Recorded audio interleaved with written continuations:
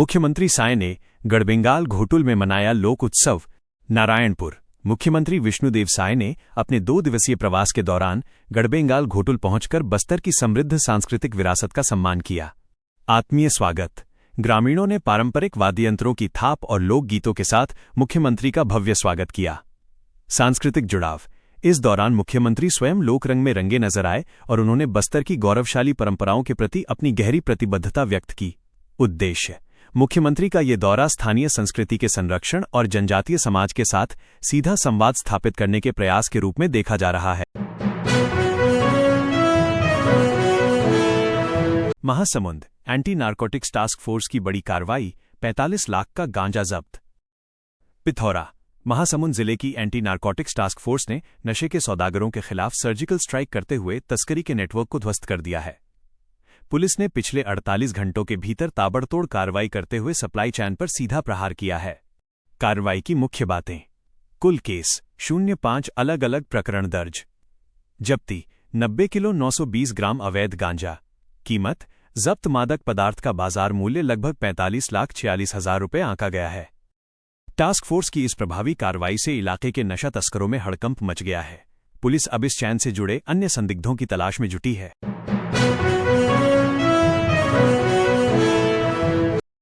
Operation निश्चय। Raipur police की बड़ी कार्रवाई, एम्बुलेंस से तस्करी हो रहा 520 किलो गांजा जब्त। महासमुंद, रायपुर। नशामुक्त अभियान के तहत रायपुर रेंज पुलिस को एक और बड़ी कामयाबी मिली है। Anti narcotics task force ANTF और महासमुंद पुलिस ने संयुक्त कार्रवाई करते हुए एम्बुलेंस के जरिए की जा रही गांजा तस्करी का भंडाफोड़ किया है। कार्रवाई के मुख्य बिंदु। बरामदगी। पुलिस ने 520 किलो अवैध गांजा जब्त किया है। Modus operandi. तस्करों ने पुलिस से बचने के लिए एम्बुलेंस का सहारा लिया था। गिरफ्तारी। पुलिस ने थोक खरीदार और परिवहन सरगना समेत कुल 9 आरोपियों को गिरफ्तार किया है। नेटवर्क। ये तस्करी ओडिशा से महाराष्ट्र तक फैले एक अंतर्राज्यीय नेटवर्क का हिस्सा थी। रायपुर रेंज में नशे के खिलाफ जारी ऑपरेशन निश्चय के तहत ये अब तक की सबसे बड़ी कार्रवाइयों में से एक मानी जा रही है। पुलिस फिलहाल पकड़े गए आरोपियों से नेटवर्क के अन्य कड़ियों के बारे में पूछताछ कर रही है।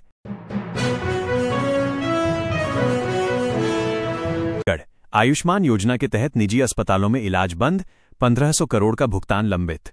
रायपुर, 30 जनवरी 2026।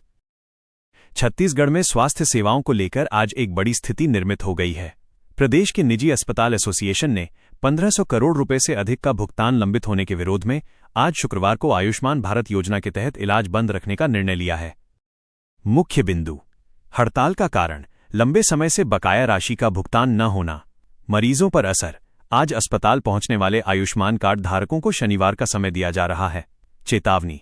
एसोसिएशन ने स्पष्ट किया है कि यदि जल्द भुगतान नहीं हुआ तो आने वाले दिनों में अनिश्चितकालीन हड़ताल जैसा कड़ा कदम उठाया जा सकता है। सरकार का पक्ष। स्वास्थ्य मंत्री ने स्थिति का संज्ञान लेते हुए निजी अस्पतालों को जल्द से जल्द बकाया राशि भुगतान करने का आश्वासन दिया है।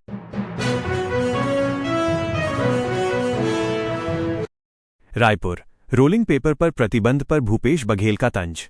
रायपुर नगरीय क्षेत्र में रोलिंग पेपर और स्मोकिंग कोन पर लगाए गए प्रतिबंध के बाद राज्य में राजनीतिक सरगर्मी तेज हो गई है। पूर्व मुख्यमंत्री भूपेश बघेल ने इस निर्णय को लेकर सरकार को घेरा है। मुख्य बिंदु।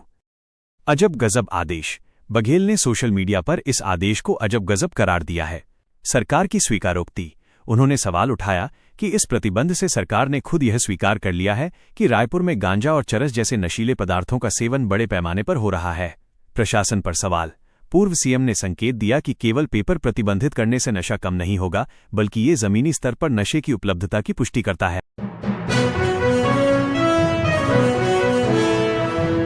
सुकमा। नक्सलवाद पर कड़ा प्रहार, 4 इनामी नक्सलियों का सरेंडर। छत्तीसगढ़ के सुकमा जिले में नक्सल संगठन को एक और बड़ा झटका लगा है। शुक्रवार को जिला मुख्यालय में 8 लाख रुपए के कुल इनामी 4 नक्सलियों ने पुलिस अधिकारियों के सामने आत्मसमर्पण कर दिया।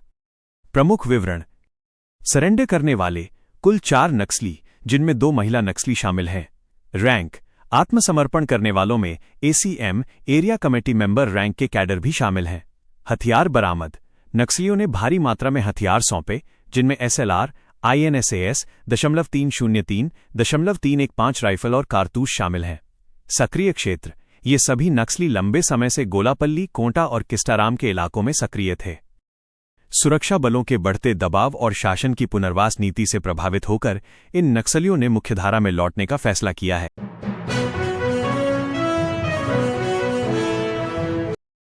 रायपुर भाजपा के 3 मोर्चाओं में जिला अध्यक्षों और महामंत्रियों की नियुक्ति।